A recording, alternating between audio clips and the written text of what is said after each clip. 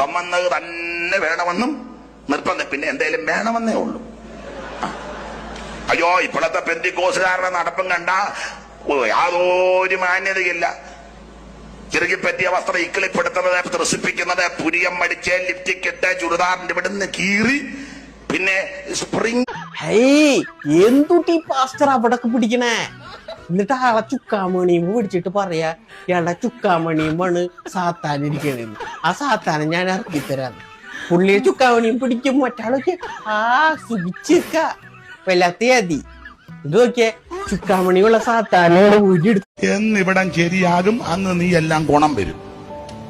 ചെറുതോ വലുതോ ഒരു വീട് നമ്മുടെ സഭയിലുള്ള ഒരാൾ വെച്ചു. നന്നായിരിക്കുന്നു കേട്ടോ, നന്നായിരിക്കുന്നു. ഇതുടനെ അങ്ങനല്ല കുശുമ്പ് കയറേ, എങ്ങനെ ഒപ്പിച്ചു?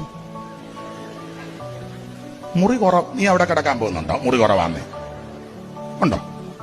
നമ്മുടെ കൂടെ ആരാധിക്കുന്നതിന് ഈ സഭയെ കിടന്ന് കളിക്കരുത്, സഭയ്ക്കകത്ത് ചിത്തിരിപ്പുണ്ടാക്കരുത്.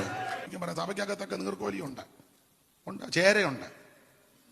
ചേര കടിക്കത്തില്ല, കയറി ചുറ്റും. എനം അറിയാൻ മേലത്തെ ഉപദേശി അറ്റാക്ക് വന്നു പോകും. എനം പഠിക്കുകയാണെങ്കിൽ ഇങ്ങനെ ശാന്തമായിട്ട് നിന്ന് കൊടുത്താൽ മതി. ചുറ്റുന്നത് പോലെ കുറച്ച് കഴിയുമ്പോൾ പയ്യെ മാനം മര്യാദയ്ക്ക് തലേ തുണി ഇട്ടോണം. പാട്ട് പാടുന്ന പെൺകുഞ്ഞുങ്ങള് അവിടെ കണ്ട് ഞാൻ കണ്ടതേ, തലേ തുണി ഇടുമ്പോ ഇങ്ങനെ ആയിരിക്കണം, വൃത്തിയായിട്ട് കിടക്കുക. ഞാൻ ഇതൊക്കെ കാണിക്കാനും കൂടെ ഈ ഷാൾ ഇപ്പൊ കൊണ്ട് കിടക്കുന്നത്. ഇങ്ങനെ ആയിരിക്കണം, മനസ്സിലായോ? കൈക്കൊക്കെ ഇറക്കം വേണം, ഇത്ര ഇറക്കമൊന്നും വേണ്ട, അത് എനിക്ക് യോഗ്യമായത്. മോൻ രക്ഷിക്കപ്പെട്ടതാ. എവിടെ നിന്നേ? മോൻ രക്ഷിക്കപ്പെട്ടതാണോ? അവിടെ നിൽക്കാൻ അതിനൊന്നും അറിയാൻ മേലേ. അവനോട് പറഞ്ഞു കൊടുക്കണം രക്ഷിക്കപ്പെടാൻ കേട്ടോ. ഇതുമായിട്ട് ഇങ്ങനെ കൊതുകിനെ അടിക്കുന്നത് പോലെ നടക്കാതെ പിടിച്ചോ പിടിച്ചോ പിടിച്ചോ. നീ സ്വർഗത്തിൽ, അത് എനിക്ക് പറയാനും അറിയാൻ മേലല്ലോ. എഴുന്നേറ്റ് പോരൊരു കാര്യം പറയാനാ. ദൈവം നമുക്ക് തന്ന ഭാര്യ, ഒരു ഭാര്യ ദൈവം തന്നു. നമ്മുടെ കഴിവിന്റെ പരമാവധി ശ്രമിച്ച ഈ ഒരെണ്ണത്തിന് ഇത്രയും കൊല്ലം നിങ്ങൾ സത്യം പറ. ഉദാഹരണം ശ്രദ്ധിക്കണം, ഉദാഹരണമാണ്, കൊടക്കൊണ്ടാക്കാനല്ല, ഉദാഹരണം. നമ്മുടെ അമ്മ നമ്മുടെ വീട്ടിൽ വന്ന് ഒരു മാസത്തോളം നിൽക്കുക. നിങ്ങളിപ്പോ വിചാരിക്കും ഞാനിവിടെ വന്നത് വല്ല ഫിഗർ ഷോ ചെയ്യാനാണെന്ന്. അല്ല, ആത്മഹത്യ ചെയ്യാനാണ്. പിന്നെ ചത്ത് കിടന്നാലും ചമഞ്ഞു കിടക്കണമല്ലോ.